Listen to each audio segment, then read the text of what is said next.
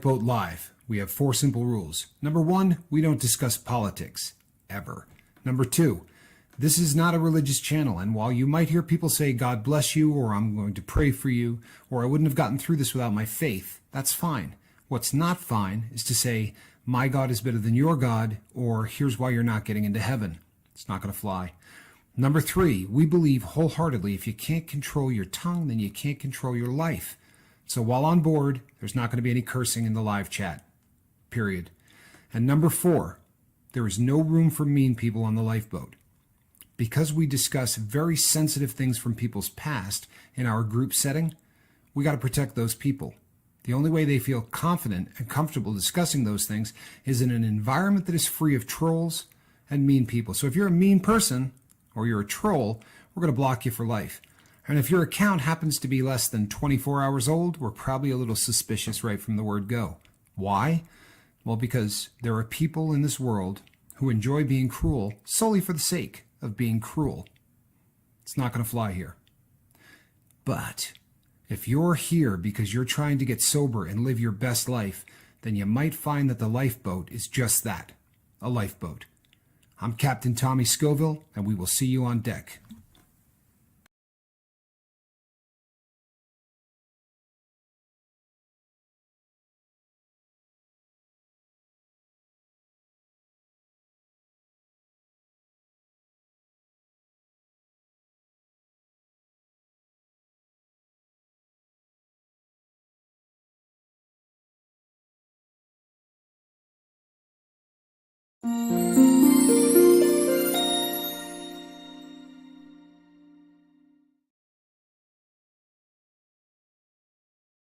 Hey, everybody. Remember me? I'm Captain Tommy Scoville, and you are on the lifeboat. Feels like it's been a long time since I've been here. People, let me tell you a story, and it dovetails into to tonight's subject matter. So bear with me on this. So last night, right before we were going live, I went over and ate dinner at my sister's. We had a little Easter celebration over there. She had a ton of relatives, and I went over with my partner Noah from he's my nephew, he's my partner in the business deal that I'm doing, and I had my mom was with us, and we ate like Vikings. It was one of those things where he had cooked tri-tip, and he thought there was going to be about 9 more people than who showed up. So the amount of food was just ridiculous, and everybody just really sort of went at it. But I came back and started feeling a little under the weather. And as I sat down, and Mark said, "Boy, you don't look great." I said, "Yeah, you know what? I think I'm all right. I'm just not feeling it." And then with about, I don't know, a minute or 2 to go, I just started to sweat. And it was one of those situations that everybody has been in where you just feel like you might die. And you get sort of gassy kind of cramps. And it was just one of those things that it was as bad as I have felt in a very, very long time. And I went and tried to take care of it and was unable to, and was just sweating. But right after I came back in, and he said, "You're all right?" I said, I really don't know, but I'm going to try to go on, and I'm going to try to do this. And he said, "No, go ahead. I got your back." And it's one of those things, people. It's a phrase that we use a lot. And I don't know whether or not we really give it a whole lot of thought, because I'm not proud of a lot of part of my past. There's a good deal of stuff that I have gotten through in my life. I'm proud of where I am today, but there are things from my past that I'm not particularly proud of, and a good chunk of that required that I went away. And the term "I have your back" means something considerably different in there than it does out here in the real world.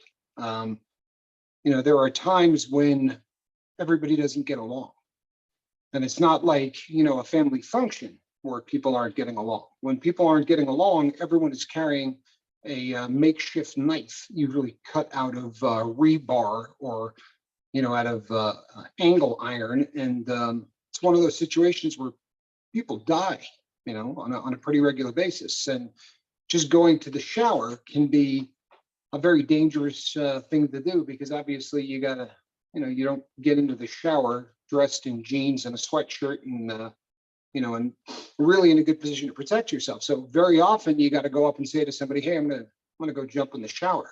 You got my back." And that person becomes a bodyguard. That person literally goes and straps up with a weapon and follows you down. And his job is to make sure that nobody runs in on you while you're in there with soap in your hair, or uh, in my particular setup, just soap, no hair. But it really becomes something, and you have to put your life into the hands of somebody that very often you only might have met, a few days ago. And it's one of those situations where you can basically trust that person for one reason, and the reason is that he's going to need you to do the exact same thing within a few hours, right? If he has any hope of showering up, then it's the exact same situation. Only this time you'll be the one wearing boots and carrying a blade. Not, again, a part of my life that I'm particularly proud of, and it's not a part of my life that I like to spend a lot of time thinking about, if unless it comes up. But last night, to hear somebody utter those words, it really was one of those things that put where I'm at in life in perspective, because I gave him 30 seconds notice. I mean, that's not much of an exaggeration. I mean, he may have figured out 5 minutes before I gave him 30 seconds notice that I wasn't doing real well. But when I walked off to go take care of myself, just being really honest, I couldn't think about the lifeboat, and I certainly couldn't think about, whether or not, Mark was going to, take care of this. But I didn't have anything to worry about. I knew that the lifeboat was going to sail on, and I knew that there were going to be people there who are all taking care of all of the people who show up here with only one thing in mind, and that's to get through one more day. And if that sounds melodramatic, then you're blessed. If that sounds melodramatic, then you're one of those people that have either been sober for long enough that you don't remember those days, or maybe you're one of those people that just gets it on the first try, and the cravings aren't literally calling your name. There's not some voice that no one else can hear, and that for all intents and purposes you can't hear, but it just continues to call to you. And knowing that there is an entire group of people that have my back, and have my back in such a way that, because I'll be really honest, people, the way Mark and I look at this, this is a full-time occupation, and our job is to have your back. And we take it really seriously. We really do. And it was a great feeling. It was at a time where I wasn't feeling great. There have been times, I assure you, that I would have been freaking out at the prospect of not doing a show.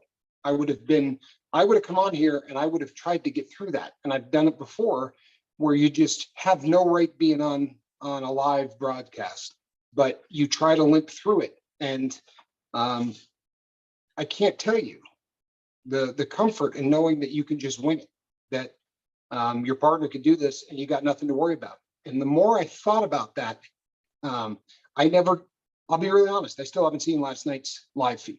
I didn't feel the need to go back and watch it. I answered a couple of the comments, because I tend to be the one that does that. But it was really a tremendous feeling to read a whole bunch of comments that just said, "Boy, you killed it. Great. More people need to see this. This was awesome. Way to go." All of those. And then about 4 or 5 of you reached out to me and sent emails, just telling me what a great show it was. But as I was thinking about this and realizing that, this is under control, it's not something that I need to give a whole lot of thought to, it occurred to me that all of you take this as seriously as we do. Really. Because I know that the people that were reaching out to me, there was more in that than, "Hey man, it was a great show. You should have caught it." It was people who were trying to say, hey, I know you feel like crap. It was just as good with you gone. And they weren't saying that for any other reason than to make me feel like I got nothing to worry about. And the more you think about that, the more it's just really an entire group of people that have my back. And in the process of doing that, there's hundreds of people that are going to end up seeing that video. And all of you and Mark have each other's backs. There was also a comment that, boy, I don't want to give credit to the wrong person on this, but I think it was DJ Daddio. But you know that Dr. Evil, right, has number 2. And someone had left a comment that talked about Mark doing a great show, and I think it was DJ Daddio, but his comment was great show number 1. And that was another one that as I read, I went, boy, that's really cool. You know what I mean? That's just hammering home the point that I'm talking about right now, right? If you've got a number 2, if you've got somebody that steps in when you're unable to do something, and he's, sort of the second fiddle, but can get that job done, that's a great thing. It really is. I don't know how many people have that, but if you've got a number 1, then you got someone that's got your back. And I'll tell you something, the lifeboat is growing. If we do not hit 2,300 today, we most assuredly are going to hit 2,300 tomorrow.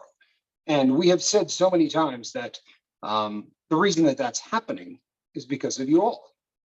But the reason they stick around is because of you all. The reason that these people become part of the crew is not me and it's not Mark. It's definitely you people. But currently, Mark on his other channel is attaining rock star status, and that is really helping to fuel the lifeboat. By mentioning on, I think he got like 10,000 views last night. People, I mean, if you want to wrap your dome around that, that's that's good stuff. That really is good stuff. But when something like that happens, and he realizes what a large audience he has, Mark cares enough about everybody who is out there currently trying to live their best life. Mark's not trying to build the lifeboat so that he can brag to somebody that he has a second channel at 2,500 and one at 50. I assure you that's really not where that one is going. But he cares enough that even if it's not the subject matter at hand, it's really important. And if you've ever heard the way he talks about it when he's doing his space weather stuff, that's really the way it's presented. You know what, man? If you're hurting, if you're struggling with this, or you've got somebody you care about that is struggling with this, here's where you need to be. And so, again, all credit goes to you people for keeping the new people here. There is something about the crew of the lifeboat that makes people feel at home, because they are at home the second that they wander onto this channel. There's never the little clips and the little, well, we're the cool kids because we got here 6 months ago kind of crap. And that's a testament to this crew in a really big way. But while I'm not exaggerating, sweating puddles, right, onto the floor last night, not only was I in no concern whatsoever for the lifeboat, but by the time I stopped sweating, it's a pretty bad night, people. But by the time I had stopped sweating and had taken, I don't know, my third shower, I got out and I thought, I'm going to watch and see what I missed, because I knew what the subject was. Mark didn't come up with it, I did. So I had a pretty good idea what the show was going to be. But again, since I left it with very little time on my hands, I thought I would watch his take on my subject. And right around the time I was starting that, I saw the live button, and I cruised over to Wages World, and I got there, I mean, as he was telling people about the lifeboat. It was just one of those sort of serendipitous things, that the timing was somewhat perfect. But people, if you've never felt what it feels like to know that someone has your back. I don't mean someone saying I have your back, because that kind of crap gets said 15 times a day, right? I'd like to have $1 for every person who told me that they have my back. You know, honestly, I hate to say it, but most of the time when someone says that, I start watching my back. You know what I mean? Like, I'm not taking that to heart. Normally, I'm a little concerned because I have a long history of seeing those people that say, hey, I got your back, immediately planting a knife in it, literally or figuratively speaking. So if you've never felt that, if you've never felt that kind of feeling of knowing that there was somebody out there that you can call on if you need help, someone that you can call out if you feel like you're about to make a really big mistake, because that's the fight, isn't it?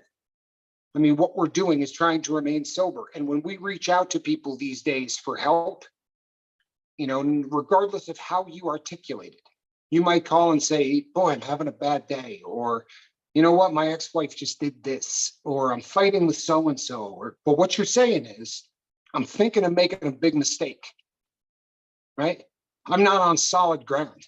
Right now, I feel like I'm on ice that I think is particularly thin. And it would not surprise me if by the end of the day, I'm not drunk or high. I could really use somebody to talk me out of that, regardless of what you say, right? That's exactly what you're saying. So if you've never felt what it feels like to have someone that has your back in that situation, then I welcome you to the lifeboat. Because you are going to find a stink load of people that you can call on who will have your back. They're not going to lecture you. They're not going to make you feel weak. They're not going to make you feel like in some way you're not good enough, which is why you're thinking of getting high. One of the beautiful things about the lifeboat is everybody gets it. There's not one person here who doesn't know exactly what it feels like to know that you don't feel like you're completely in control, and there's a good chance you're about to end up wasted, in spite of the fact that you know that that action may destroy everything that you care about. Everybody here gets that. But I'll tell you something. You can be no other way to say this, man. I'm sorry. In advance, I'm sorry. But you can be an asshole and get it, right? You could be a really bad person and still understand exactly what that means. Only maybe you're looking for an angle to take advantage of someone if they're in that situation. But I've never run into that once on the lifeboat. I have never come across anybody here that doesn't have everybody's best interest at heart, with no ulterior motive, other than the fact that this is a group of people who, no joke, love one another. And instantly love one another. I know that there are people who get a little freaked out when Flamin' Jackson says within a few minutes of meeting them, hey, I love you. I won't lie to you. It used to make me go, that's kind of, and now I miss it if I don't get it. For real. If I don't hear it for a few days, I'll reach out and ask Jackson where he's at. This is really different, people. It really is. And I don't know whether or not we talk about that in this. I don't know whether or not everybody here gets it. And the reason that I say that, I mean, we pay it lip service often, but every time somebody here relapses, the question ought to be, how did that happen? I mean, with all due respect, how in hell did that happen? You got 2,000 people that you could have called who would have helped you through this problem. There are an army of people, and forget you don't know the names of all of them. I guarantee you know the names of 50 of them, because there's a handful of people, a big hand full of people who are here every single night of the week. Again, with no ulterior motive other than to help people. You want proof? We got people on this boat who wrote hundreds and hundreds of letters, right, by hand, and then paid hundreds and hundreds of dollars to mail them, to fight for addicts they've never met, to try to save the lives of people they never will meet. You're not finding this anywhere else, people. I'm not bragging. I'm as in awe of this as any other person on this boat, but this place is different. I'm telling you right now, this place is different. So if you do not realize the number of people who currently right now have your back, well, then you need to really work on this. You honestly need to start paying attention. Read the chat. Read what's going on around here. Because we talk about tools, right? It's a very, very common topic on the lifeboat. What are the tools that I can put in my tool chest so that when I start feeling like I'm not going to make it, I can use this one, that one, this one. Now, there's some run-of-the-mill stuff, and we've gone over it a bunch. You do deep breathing exercises. You can go for a long walk. You can extricate yourself from situations that are causing stress. Yoga works pretty good. Meditation is great. A lot of people really dig that. Journaling is an excellent way to make sure that you're not getting out of line, right? Out of pocket, to make sure that on a daily basis, you're actually moving forward and not backwards. We got a lot of stuff that we've introduced, and most of it is rock solid. Some's opinion, but for the majority, it's stuff that has been established by people far more intelligent than myself or my partner, right? But that right there is all secondary. What really is the best tool to remain sober, if you happen to have stepped foot onto this site, right, onto this channel, onto this boat, the best tool that you have at your disposal is this boat. The people on here. This is group therapy without all the BS, right? This is group therapy without, number one, paying, which is a lovely thing, but there's none of the clicky, there's none of the arrogance, there's none of any of that. I don't know how many times I've talked to women that said, man, I can't go to AA or NA, because the second I walk in the door, there's someone hitting on me before I get my coat off. Well, it's unfortunate. I mean, it really is. That's a tough thing. But I've heard it so many times, it must be a stone cold fact, because I've heard it from no less than 40 or 50 women. Well, that really, is not a great thing when you're trying to remain sober. You're just trying to get through the day, and you got a guy going, hey, coming around here often? I mean, it's just ideal, right? All of that is gone. What you have here is a virtual meeting, so that if you really want to bare your soul, I can't see you. I don't know who to, can't look at you, nothing. Doesn't mean I don't know all of you. But for new people who just got here, boy, you can just walk on here and start talking about what's going on in your life, why you're hurting, and an entire group of people within seconds will rally around you. If you're not seeing that as a tool in your toolkit, please listen to everything we're saying today. Because if you're relapsing on this boat, with all due respect, you want to. For real. Because you know what stops people from relapsing? 100 out of 100 times, calling another addict. You call a sober addict and tell them you're planning on getting high, and they will talk a pit bull off a milk bone. They will talk to you for 5 hours straight if they need to, until the liquor store closes, until the dope man shuts down, or until you get tired enough to sleep. But I don't know anybody on this boat that won't take that shift and do it with a smile. And you know what? My experience has been, you don't need 5 hours ever. Mark and I have talked about this. There's research that proves it. It's about this much, right? That decision to screw up and do something stupid is usually in and out of your dome in about 15 to 20 minutes. If you call on another sober addict, they're going to get you through that 20 minutes. So if you're relapsing, why are you not calling anyone when you see it coming? The only answer is you don't want any help.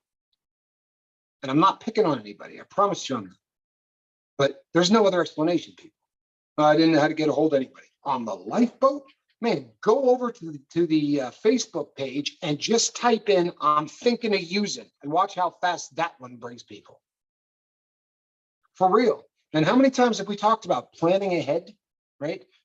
The canary in the coal mine, are all familiar with the concept. When the canary drops dead, run like hell, right? Because the gas in the coal mine is no longer oxygen. We all know when the bird has dropped dead. We can pretend we don't, but we all know usually a day before we screw up, in some cases a week before we screw up, that we're heading in the wrong direction. So when you start feeling that way, get 3 or 4 phone numbers. I have seen people on the lifeboat say, you want my number right now? And be willing to put it up in a worldwide chat. More than once, where you got to say to somebody, hey, we'll find you a way to get your number, right? Send me an email or something. I don't know that you want to put your phone number up on the lifeboat page, but they're willing, because they've been there. And truly, with no ulterior motive, these people care in a way that you're just not going to find anyplace else. And am I bragging? Hell yes, I'm bragging. But not because I made it, but because I'm a part of it. You know, I am no more a bigger or a lesser part of this boat than anybody else on it. You know, Mark included. We get to talk, you know, probably more than everybody else. You all have to type, but it's the same damn thing. Every one of us. And some of the greatest pearls of wisdom on this boat consistently have all come from people typing. My goodness. Our friend Sean used to call me on his way home to talk him through a 5-mile stretch of road peppered with bars. He died in January. He was a member of the boat, people. He was on here many, many times. He was a friend of my brother's and a friend of myself. And you know what? If he had reached out, he'd still be here. And I'm not talking ill of the dead. I'm not. I promise you I'm not. People, every single time an addict dies, I swear to God, we all lose a piece of ourselves, whether we want to or not. That's how we're built. You know what I mean? We're not like other people. The level of compassion that people like us feel for people like Sean, there's nothing you can do about it. It's hardwired into sobriety. It's part of what makes a sober person a sober person. We can't forget where we came from. There's no ability to. And because of that, every time somebody reaches out, there's always some reason to say, you betcha, I got you.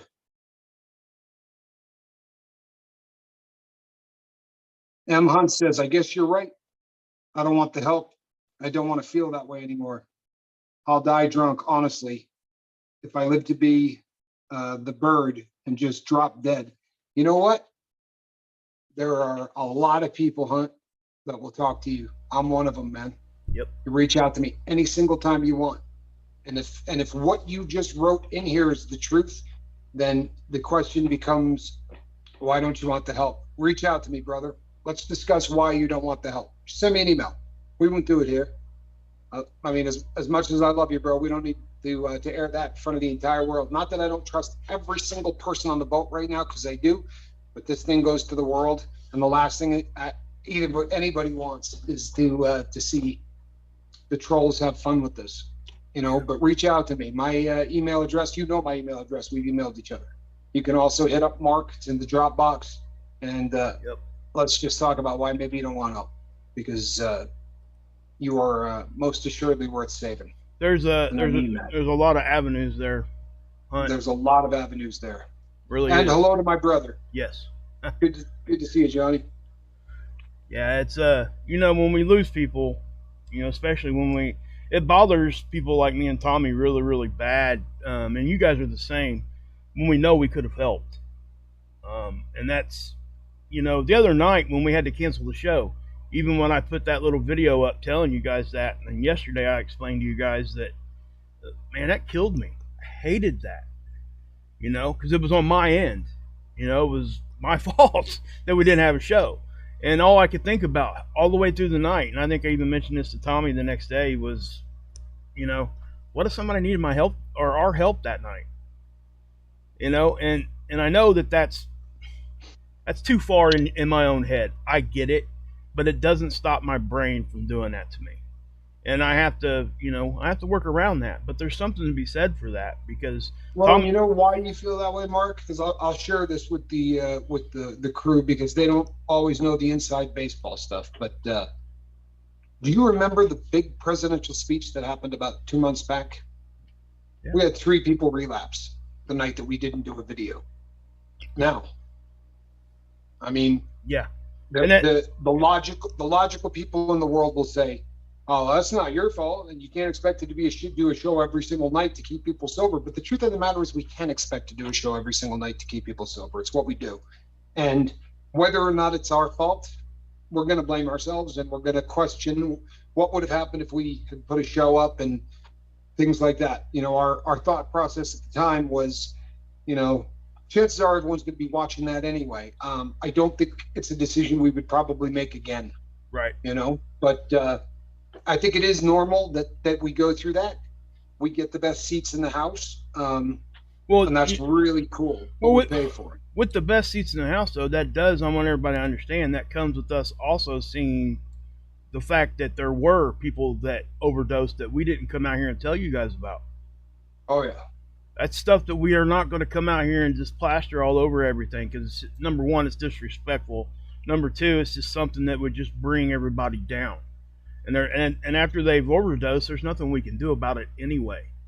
And that's the point. And that's, that's why we did a show on Easter. That's why, that's why it was important to us. That's why we see it, and at the beginning of all this, it might not have been that way, because we just didn't see it that way yet. But once we started seeing these people getting help, and then these people become the crew and the family, we call them the crew here because family just gets used so much. But what else you want to call it, though? It's a perfect word. But guys, I mean, we just, man, you even talked about it earlier, how, the dedication and how it's nice, and, that I can step in and do things to help you. But guys, make no mistake that Tommy does that for me too. Okay. And that's the thing. I think we both care enough, and we care at a level that it's awesome to know that he has my back, because I do know that if I was, because we've proven it to each other, right? We don't just say it, we followed through with it. When I was sick, when I lost, my friend lost his son and all that, I missed quite a bit. And not one time did I ever hear a bad thing come out of Tommy's mouth about that. And I'm sure it had to be frustrating at some level, because this is a lot, guys, to put on one person. And I feel fortunate enough that we have you guys, because like in a situation like last night where I really wasn't all that prepared, I did what helped me last night, just to let you guys know, it was the same subject as the night before, when we couldn't run the show, right? When my technical problem happened. So I was already thinking about it anyway. And then I even told Tommy I had some graphics I was going to flash up if it applied, while he was doing his, talking about it. So it did help. And it's weird how those things kind of work out. And I would say that's even, hate to say it, guys, I think that dips into like the spiritual thing. I really do. There's just something to say for that. But Two things real quick. Go ahead. Johnny, have a great night, my brother. I love you. 3 years and 3 days sober. Well played. Yes. And to Roxana Mathis. Roxana, welcome to the Lifeboat. I think you're thinking of Wages World. My partner, Mark Wages, has a very, very large channel which talks about all things related to space weather. And I think that you may have heard him talk about the Lifeboat and maybe assumed that this was a space weather channel, and it is not.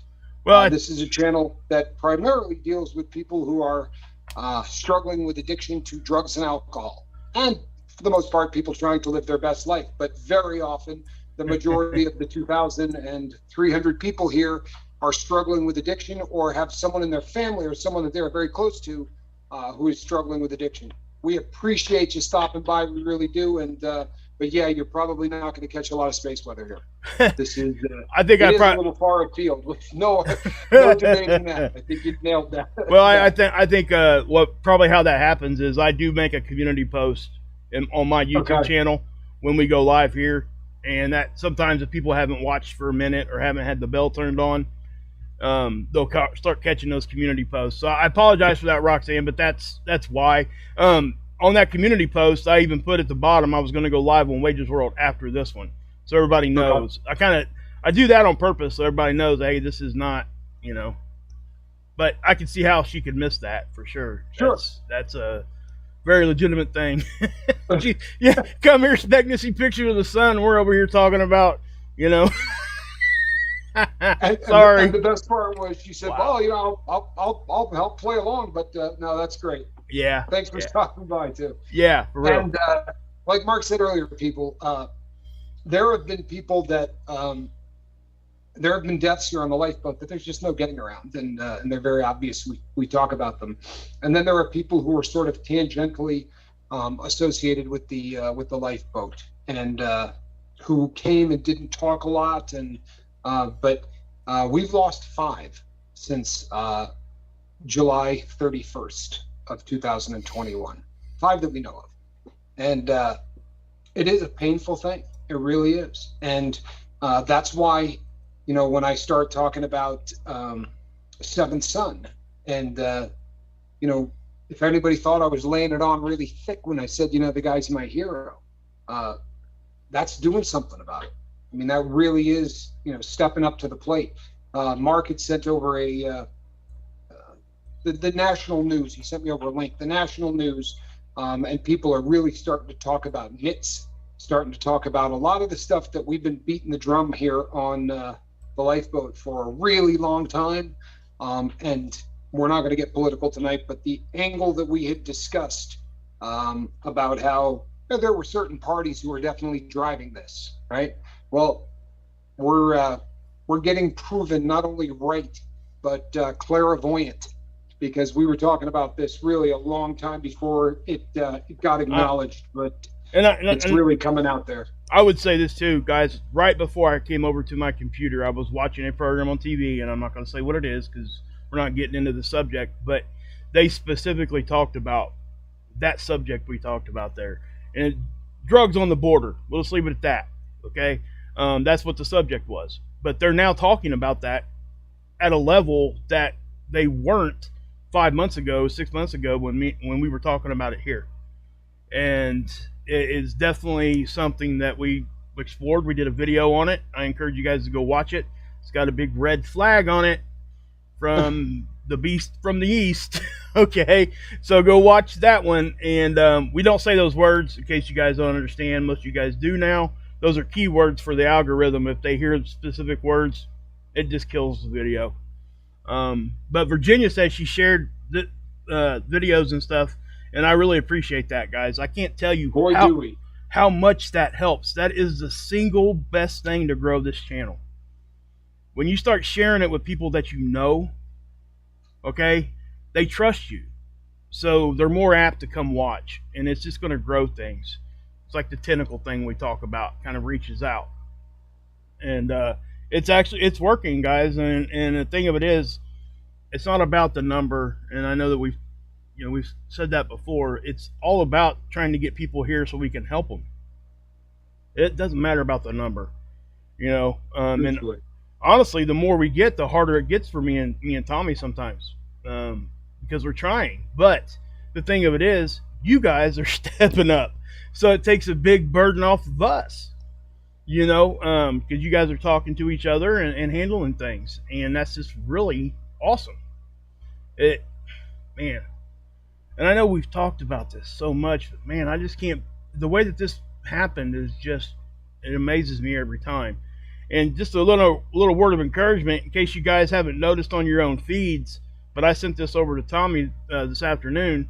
When I pulled up on my Wages World, I pulled up the lifeboat, and next to the lifeboat recommended stuff was other like recovery channels and doctors and psychologists and stuff. That's a very, very cool thing. What that means is the algorithm has now recognized this channel and has placed it in a worthy enough spot that we're being recommended in the right areas. So it's going to help. And that was the whole goal from even just trying to get, the big red button as the partner. I mean, that's the whole point of doing that. Obviously you get to monetize and stuff too, but that, until that comes into, you guys got to understand, I know people out there with 1 million subscribers that cannot make a living off this, right? They're using it as their side hustle. So for people that think people are getting rich off of this, oh my God, I crack up every time. And yeah, I get that. It really cracks me up. But I just want to point that out. And that's why, and the only reason why we even say this is so you guys understand our motivation behind what we do. We're not out here just saying that we're here for you guys and we're here for what this is doing for you guys and for us. But that's the truth. That we're following through with that. That's how we actually went around the whole thing from the beginning. Not one time has this ever been about making money. Not even once. I mean, and I think I might have had a little bit of a pre-warning more so than Tommy did because I'd been around YouTube with a channel for however many years, right? So I knew I'd seen all the numbers and stuff in the background, how much people make, and just go to Social Blade. You can look it up. You can type in whatever, and what they do is they give you a certain amount of money for per like 1,000 views or something like that, isn't it, Tommy? Something like that. But it's a. I mean, you guys got to understand. There's probably videos we got made 15, 20 cents, something like that. They don't demonetize them. Yeah. So I mean, it's like, really, guys? I mean, come on. But Michelle says, I'm really trying to decide about my marriage, but it's not always clear what the right choice is. But if it is why I am craving, that's bad. But I don't know if it is. And Michelle, here's what I would say. She also followed that up by saying, it's hard because I got no one to talk to. I really don't have any friends. I will take serious umbrage with that. You may not have friends in your neighborhood, but there are a lot of people here who care about you, who pray for you, and who really want to see nothing but the best for you. And if that's not the definition of a friend, then I'm going about this all wrong, I guess. But here's the thing. It really is one of those situations where you got to do what is best for you. And we're certainly not in a position to advise people about their marriages. I can talk to you about drugs, alcohol, things like that all day long.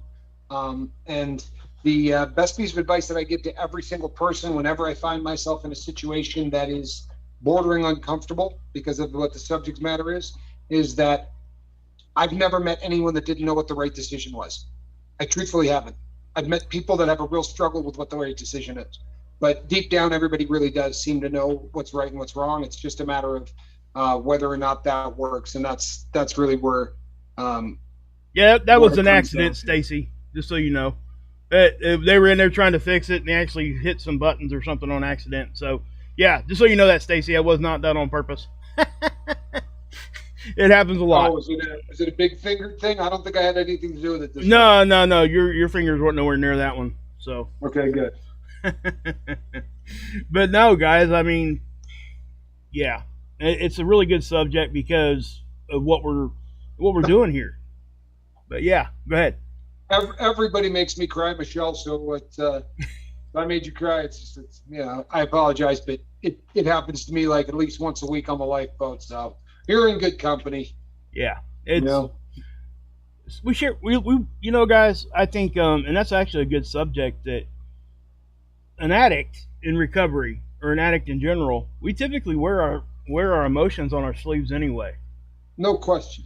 And I think it's just part of an addictive personality type of thing. Well, it's that those raw emotions. I mean, what happens? Like it's just like anything else. If you don't. I work on wristwatches and I'm forever buying watches that have sat in a drawer for 40 years. And they'll say, it worked perfectly when I put it away. Well, if it hasn't worked in 40 years, I can bet you the farm it's not going to work perfectly.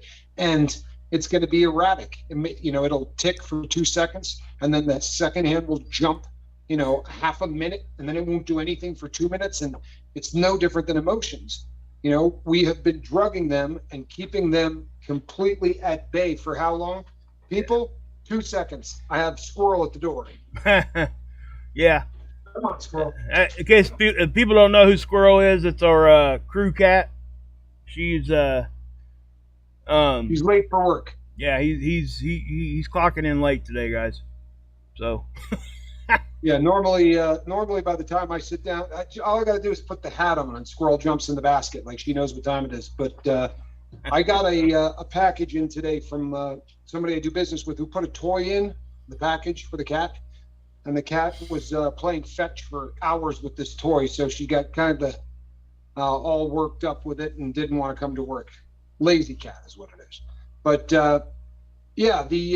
when you have all of those emotions and you drug them for such a long period of time and then you let them out of the cage, they don't always make sense.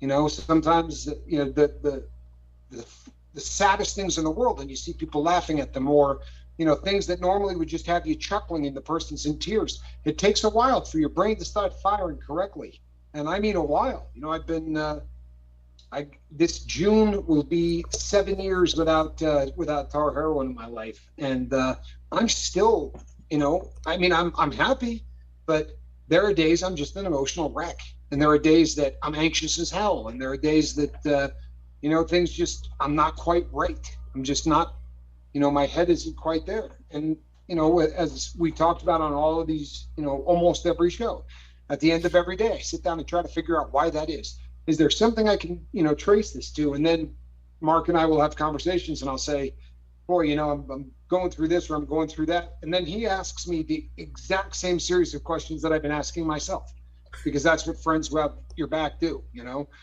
Did you change the amount of medication you're taking? Are you still doing the exact same amount? We do it back and forth to each other. It's just, Well, we had a conversation like that today. yeah. Yeah, just talking about what we had going on, but yeah, it's a good feeling, guys. It really is to have somebody that, and you guys, obviously, we consider that too.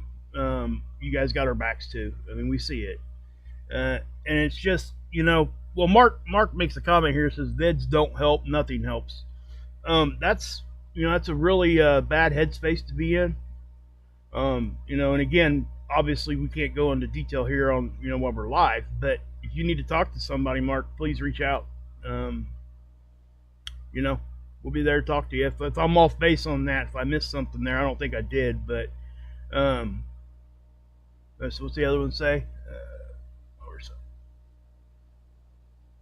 I can't sleep at all for days during the, yeah, it's, the insomnia thing too, Mark, is, that's a big one, isn't it, Tommy? Yeah, absolutely. It's wow, guys. I mean, those are all great stuff. It's great stuff in there. Those are all real things. And I think what he's saying is that he's referring to the insomnia. Videos don't help. Okay. Nothing seems to help. Okay. Yeah. You know what, Mark? My experience has been that there are very few things that help with insomnia. I'm not trying to be a buzzkill. I'm just being really honest. And especially if the insomnia is brought on by, you getting sober. I struggled with it for so long. And people would say to me, all you got to do is read. If you read, you'll just fall asleep. And the sun would be coming up and I'd be, 30 chapters into a book. And I'd enjoy the book, but usually it would knock me out. And I know that this is not the answer anyone wants to hear, but it really becomes a matter of time. We spent, I don't know how long you were using, and it's, you do, but for me, I had 3.5 decades into partying and drugging the hell out of my brain with just about anything that I could get my hands on, but primarily heroin. So just being an addict, for me, I thought, well, look, I'm sober now. I want sleep, money, wealth. I want happiness, maybe a couple of girlfriends, and I want it all tomorrow because hell, I gave up the drug. For me, my biggest problem was patience, and insomnia makes it worse because, you can basically put everything else off and say, well, when I get rolling, I'm going to get it. But it's so hard to pretend that you've slept. Oh and my I get God. it really is a difficult thing. But melatonin, did a little bit of help for me. Good to and see you, not big birthday. amounts. Melatonin, Sorry. was something that for me worked, but I couldn't take it more than 2 days in a row. By day 3, it would be worthless. So it really got to a point where I was trying to, if I could get a couple of good days a week. The good news is that, the people on the lifeboat, have heard me talk about it. I really used to struggle. But these days I sleep really well. It was just, a matter of hanging in there. And I know that's, no one wants to hear that. It's hard. It really is. But it will get better. And that's the truth. I would agree with you on that 100% because it most definitely takes time. And I think that we have a considerable amount of recovery between me and Tommy. There's a lot of time there. And I can tell you that I still deal with it. I'm lucky to sleep 4 hours straight, and most nights it's not that. It's up and down, or whatever. But don't ever think it's not possible though to get back to a more normal, because it will. It'll level out. But like Tommy said, it's a patience game, and what do we say? You know, patience is a virtue. That's true. I know it's a cliche thing to be spouting off. I get it, guys. But like we said, you know, cliches are cliches for a reason because they work. Um, Absolutely. and you know that's just the way it is with insomnia. And as far as like happiness, you know, guys, I have to say that it took me a very long time to actually feel like a true happiness without a chemical. I'm talking years. Okay.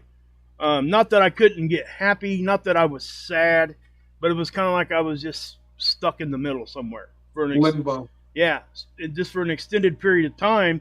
And when you're doing that, you wonder what's going on. You know, am I ever going to be able to feel that without a chemical? Well, I can tell you that my experience is yes, you will. You know, the patience thing and the determination comes in, and that's why we do what we do, and we tell you guys to be, you know, busy. If you stay busy, that is the biggest, in my opinion, one of the biggest things you can do that will just 100%, you know, help a little at a time. Nothing's going to be, you know, we were so bred to think what, Tommy, you know, you could take medicine and everything goes away, right?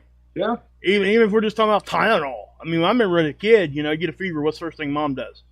Oh, here, take Tylenol or aspirin. When we were kids, it was aspirin if you were over 12 or something like that. So what would they call that? Rice syndrome or something like that?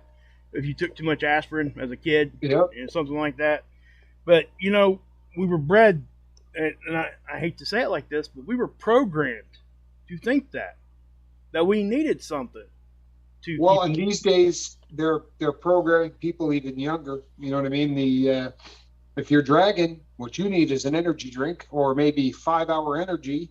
You know, we start seeing those commercials now. Kids start seeing those commercials when they're 5, and that Sobe drink line has 20 different drinks. They got one to help you concentrate. They got one to help you go to sleep. They got one to wake you up. They got one to, you know, relaxation and all of these different things. And we really are that society. There's a pill for everything. We're not much into curing things, but we're real into giving you a pill to treat things.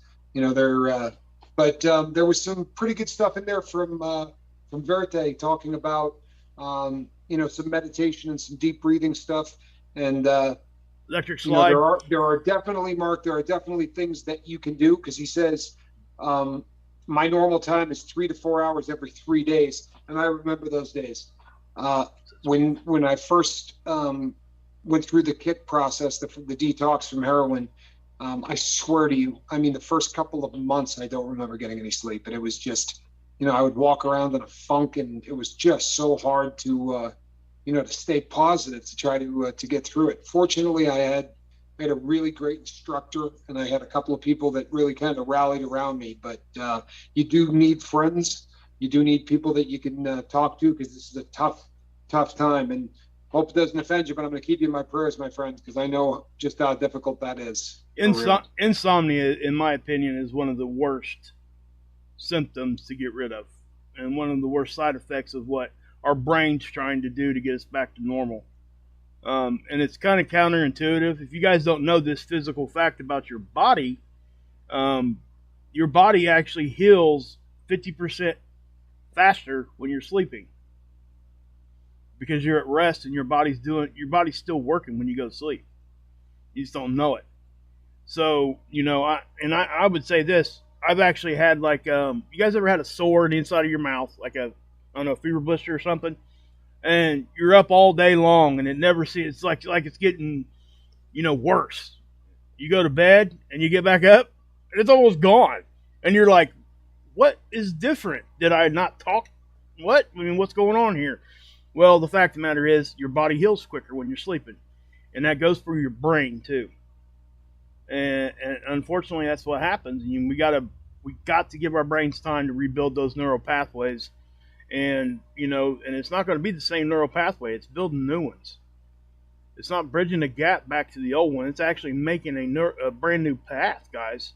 And you know, it might bring a side road in from here or there, but it's still kind of the same thing. And I know we haven't really talked about the biological thing there in a while, so obviously we're at the top of the hour. But You don't want to kind of get into that kind of a conversation, but oh man, good to see you, Douglas.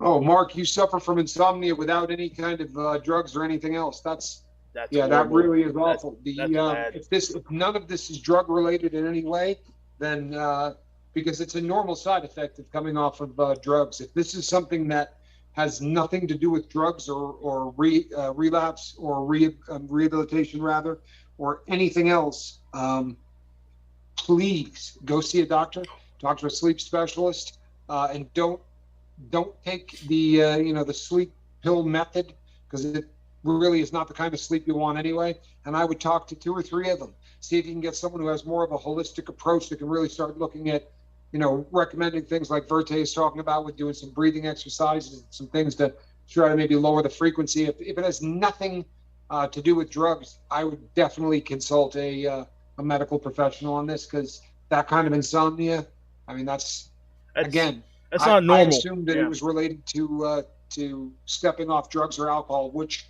would make that normal. But if you're having that kind of symptom with nothing involved, that is not normal at all. And I would most assuredly reach out to a professional. But that's That just one guy's opinion, not a doctor. no, Don't play it's one on the I would boat.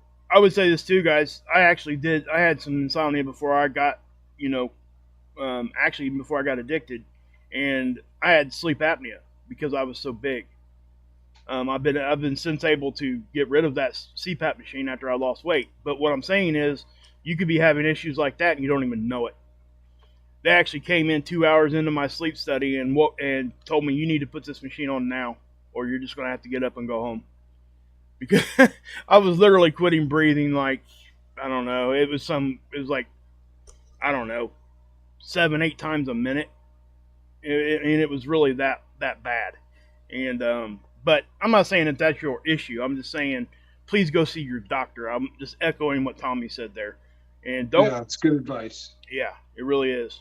That's, we got that disclaimer there, guys. I mean, honestly, it's there, not really just for, kind of a protection for the channel or whatever, but it's real advice, guys. Please, because we say it all the time. We're not doctors.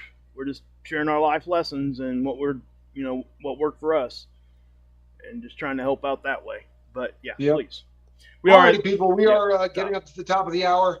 I want to thank everybody that reached out to me last night when I was under the weather and sent me emails and kind words saying that they hoped I felt better and that they were praying for me. I really do appreciate that. Since I didn't get a chance to say yesterday, to all of those who believe, a very happy Easter to you. To those who don't, I missed you yesterday. I really did. I'm glad that I'm back.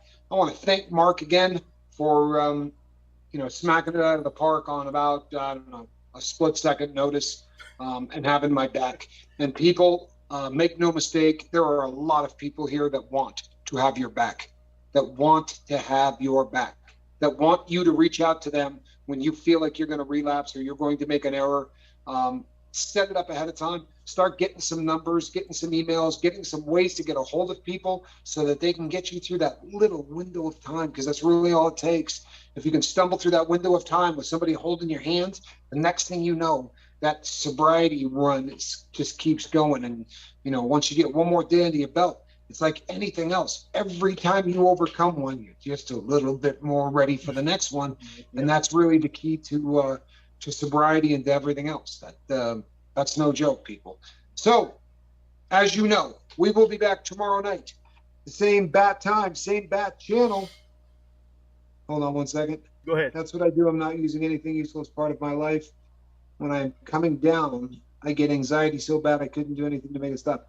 Yeah, the people, please, anybody that's having any kind of situations like that, talk to a medical professional.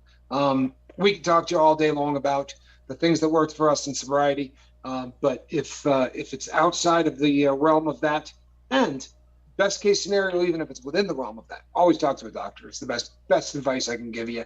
But aside from that, staying sober, group therapy is the gold standard. This is the group. Reach out to some people, give them your number, get some numbers. That's what makes this thing run. We will be here 23 hours from now, back on the lifeboat. Every night's what we do, people, correct? I am Captain Tommy Scoble, and on the other side of the glass, Mark Wages. and just in time, this is a cat in the basket. Good night, everybody.